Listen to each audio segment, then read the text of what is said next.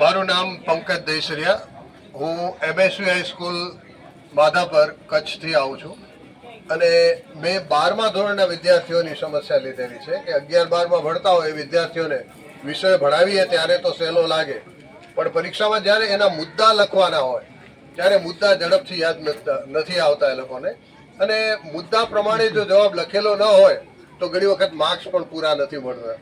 તો છોકરાઓની મુખ્ય સમસ્યા જે હતી કે એ લોકોને મુદ્દા યાદ નથી રહેતા. કેવી રીતે યાદ રાખવા? પરીક્ષા સમય યાદ નથી રહેતું, કારણ કે 12માના વિદ્યાર્થીઓ બોર્ડની પરીક્ષા આપતા હોય તો એ પણ એક સાયકોલોજીકલ પ્રેશર હોય. અને મારા તમારા સૌનો એક અનુભવ છે, મનોવિજ્ઞાન એવું કહે છે કે આપણે સ્ટોરી ભૂલી જશું, ગીતો લાંબો સમય યાદ રહેશે. એટલે મેં આ યુટ્યુબમાં જોયું કે બહુ ઇનોવેશન આમાં નથી થયેલું, એટલે મેં આ તક ઝડપી અને અર્થશાસ્ત્રમાં અઘરા લાગતા મુદ્દાઓ હોય કે જે 12મામાં પૂછાતા હોય અને જીપીએસસી પરીક્ષામાં પણ સ્પર્ધાત્મક પરીક્ષામાં જે અગત્યના મુદ્દાઓ હોય, ફોર એક્ઝામ્પલ નાણાકીય નીતિ કોને કહેવાય, હવે આનો અર્થ અને મુદ્દાઓ યાદ રાખવા માટે હું આ પદ્ધતિનો ઉપયોગ કરું છું.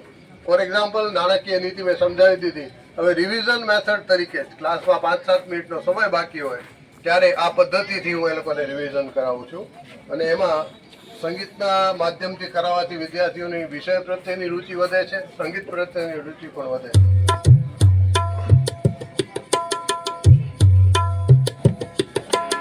ડિસ્પ્લેમાં એ લોકોને દેખાતું હોય શું ગાવાનું છે અને મારી પાછળ એ લોકો રિપીટ કરે. એકવાર હું ગાઉં.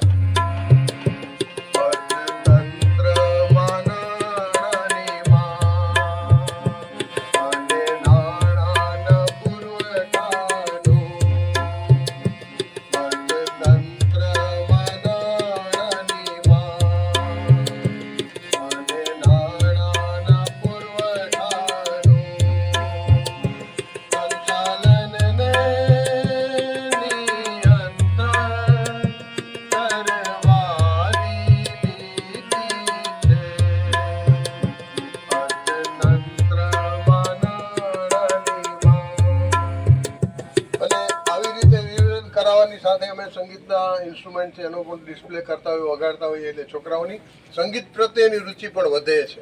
અને એનાથી મોટો ફાયદો એ થાય કે અમારી ગ્રાન્ટેડ શાળા છે તો 70-80ની સંખ્યા ક્લાસમાં હોય, એમાંથી 5-7 વિદ્યાર્થીઓ પણ જો સંગીત પ્રત્યે એની રુચિ વધે અને સંગીત ક્લાસ જોઈન્ટ કરે, મ્યુઝિક ક્લાસ, તો એ લોકોને એક સર્જનાત્મક કામ તરફ વાળી શકાય છે, યુવાનોને યોગ્ય દિશા પણ આપી શકાય છે. તો આ પણ એક મોટો ફાયદો આનું કહી શકાય કે વિષય તો સરળ બને જ છે, પરિણામ અમારું 100% આવે છે, પણ એમાં 90 માર્ક્સથી વધારે માર્ક્સ લાવનાર વિદ્યાર્થીઓની સંખ્યા અમે વધારી શકીએ છીએ અને આ વિષય પ્રત્યેની રુચિ પણ અમે વધારી શકીએ છીએ.